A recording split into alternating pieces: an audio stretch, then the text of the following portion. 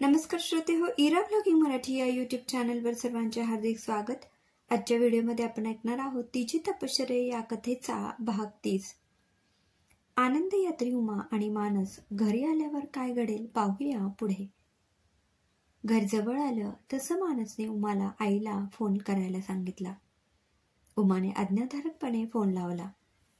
Hello आई, आम्ही आता 15 मिनिटात घरी पोहोचू। बरं, आल्यावर तुम्ही जेवणार आहात की वाटेत काही खाल्लं आहे? हो, आम्ही वाटेत खाल्लं आहे। आल्यावर फ्रेश होऊन थोड्या वेळाने जेवू। तुम्ही जेवून घ्या। थोड्याच वेळात गाडी बंगल्याच्या पोर्चमध्ये आल्यावर मानसने हॉर्न दिला। लगेच लगबगीने शकुंतलाताई बाहेर आल्या। अरे वा, या आली माझी गोड गोजिरी नाजूक साजूक स्ट्रॉबेरी। वा उमा, तुझ्या गालावर स्ट्रॉबेरीचा रंग उतरलाय बर का। आई, तुमचं आपलं काहीतरीच असतं। अगं अशी लाजतेच काय? बरं, महाबळेश्वरची सगळी स्ट्रॉबेरी एकटीनेच खाल्ली नाहीस ना? आणलीये ना आमच्यासाठी? उमा पण गमतीने म्हणाली, मी आणणारच नव्हते। निघताना एक स्ट्रॉबेरी आली आणि म्हणाली, अगं तुझ्या प्रेमळ सासूबाईंसाठी आम्हाला घेऊन चल बरोबर। तिला एक फटका द्यायला हवा होतास तू। मला सासूबाई म्हणाली ना? अहो नाही, पुढचं वाक्य ऐका ना। ती म्हणाली की तुझ्या सासूबाई प्रेमळ तर आहेतच, पण अगदी तुझ्या आईसारख्याच आहेत।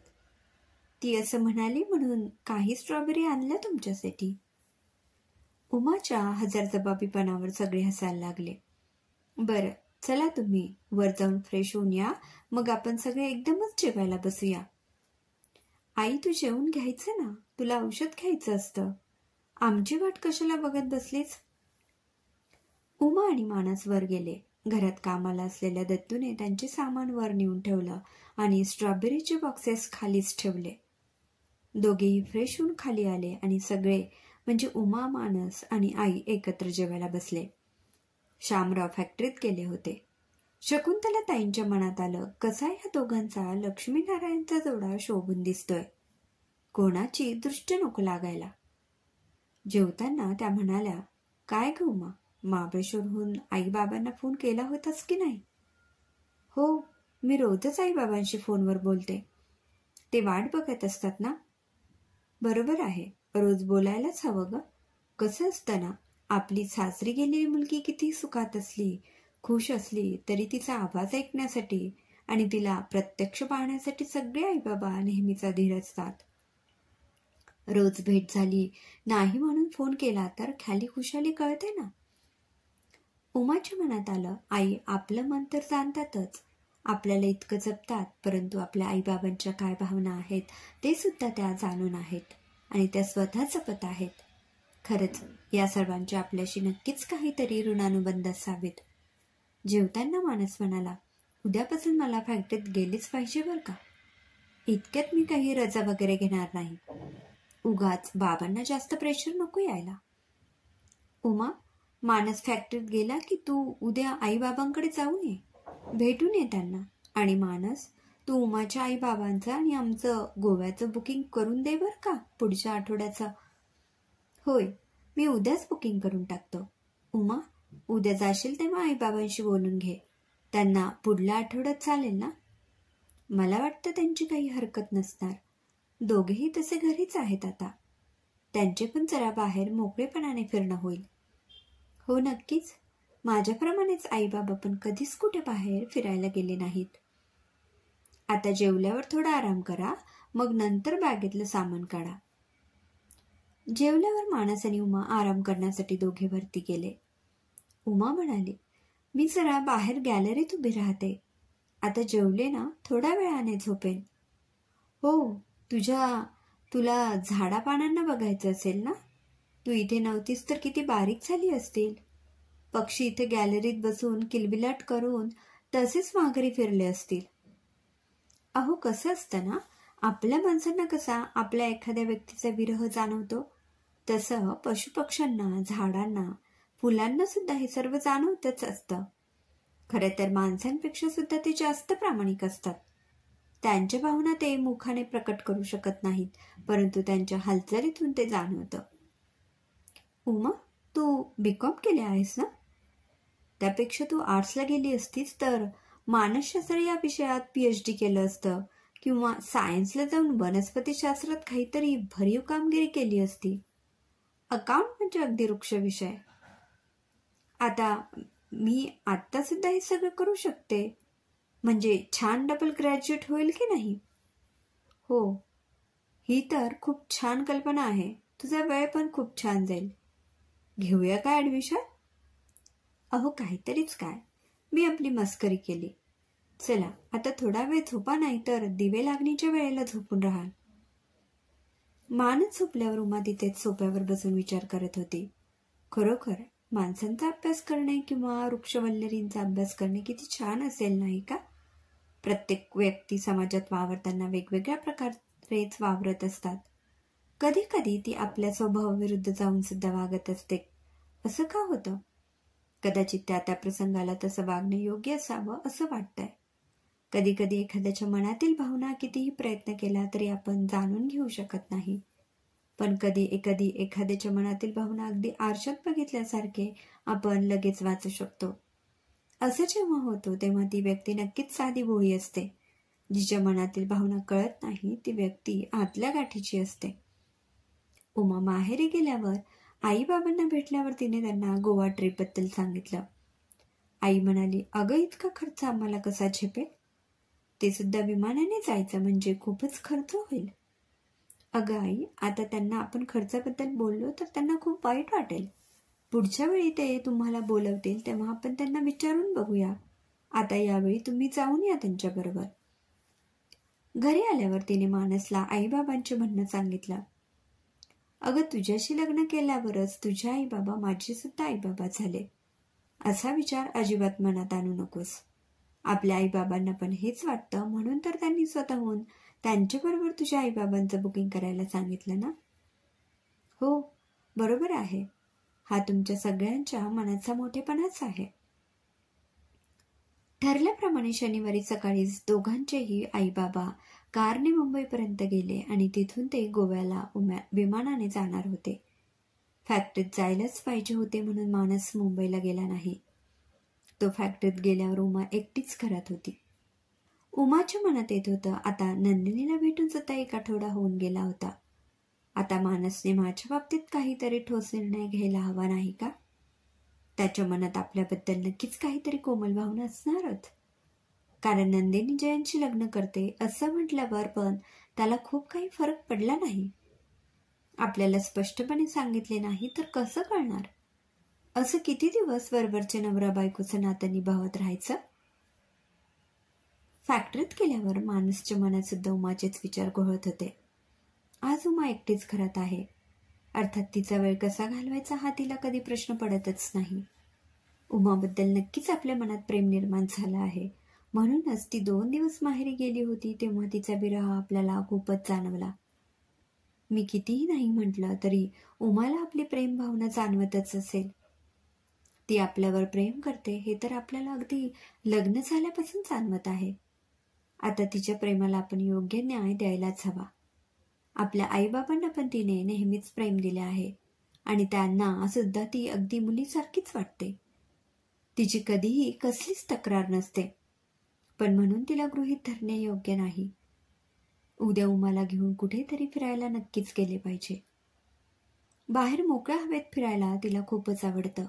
त्यावेळी आपण आपल्या मनात काय आहे ते तिला सांगून टाकायला हवं. रविवारी सकाळपासूनच मानस अगदी उमाच्या अवतीभोवती वावरत होता. मानस आज पूर्ण दिवस आपल्याबरोबर आहे या भावनेने उमा मनातून खूपच खुश होती. दुपारी जेवण झाल्यावर मानस म्हणाला, उमा, संध्याकाळी तयार राहा, आपण कुठेतरी फिरायला जाऊया. अय्या खरंच? कुठे जायचं आपण? विचारताना उमाच्या मनात होतं की मानसने आपल्याला पुन्हा आता टेकडीवरच घेऊन जावं. तिथे त्याच्या मनातील ज्या भावना असतील त्या सगळ्या बोलून दाखवाव्यात. तिला गप्प बसलेले पाहून मानस म्हणाला, ते मी तुला आत्ताच सांगणार नाही, पण तुझ्यासाठी खूप गोड सरप्राईज असेल एवढं नक्की. आता आपल्याला काय बरं गोड सरप्राईज येईल? कदाचित त्याच्या मनात आपल्यासाठी काहीतरी खास सरप्राईज असेल. बघूया, संध्याकाळी कळेलच. संध्याकाळी उमा खूप छान तयार झाली. आकाशी रंगाच्या साडीमध्ये ती एकदम नीलपरी भासत होती. आज सुद्धा ठरवून मॅचिंग केल्यासारखं मानसने स्काय ब्ल्यू शर्ट घातला होता आणि ब्ल्यू जीन्स घातली होती. उमाला गाडीत बसताना खूपच उत्सुकता होती. मानस पण आता उमाशी कसं बोलायचं याची उजळणी करत होता. मानसने गाडी थांबवल्यावर उमाने पाहिलं तर तिने लगेच ओळखलं की हा टेकडीचा परिसर आहे. तिला वाटलं आपल्या मनातलं मानसला अचूक कसं कळतं. असे तेव्हाच घडतं जेव्हा एकमेकांच्या विचारलहरी सारख्या असतात. आज कसं काय कोण जाणे, पण टेकडी चढताना अगदी पहिल्या पायरीपासून 60व्या पायरीपर्यंत मानसने तिचा हात धरला होता. उमाला वाटत होतं की आपण अगदी स्वर्गाच्या पायऱ्या चढतो आहोत. आता स्वर्गातील अप्सरा आपलं स्वागत करतील की काय. उमाच्या मनाला मानसच्या हाताचा स्पर्श खूप काहीतरी सांगत होता. वरती आल्यावर दोघं एका खडकावर शेजारी शेजारी बसले. आज पहिल्या प्रथमच मानस उमाच्या इतक्या निकट बसला होता.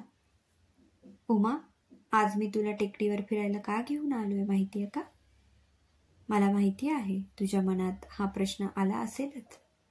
हो, मलाही प्रश्न पडला आहेच. पहिल्या वेळी आपण आलो तेव्हा टेकडी चढताना माझ्या मनात भावनांचा मोरपिसारा फुललेला होता. मनात विचारांचे तरंग उठत होते.